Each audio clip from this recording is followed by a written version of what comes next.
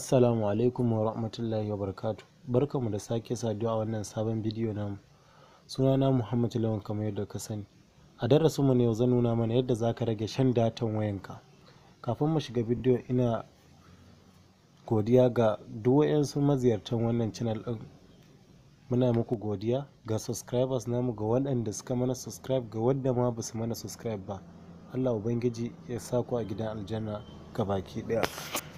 Kamar yadda ka sani cewa gudunmawar da kuke ba ba za mu iya kwatantawa ba, shi yasa muke ƙara godiya gare ku gabaki ɗaya.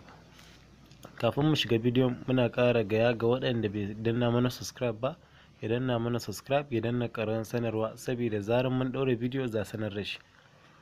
Za mu je mu shiga cikin settings na wayan namu kamar haka. Za mu zo mu shiga cikin settings.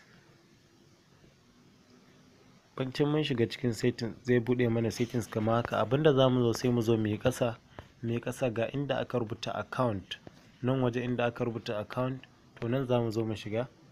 Idan mun shiga gashi nan inda aka rubuta nan wajen, wayansu za su ga ɗigo-ɗigo a sama, wayansu zai kawo su kamar haka. To abinda za a yi, mu muna so mu rage shan datan wayanmu ne, to me ya kamata mu yi? Gashi nan yanzu a nan wajen yana nuna mana auto scan data.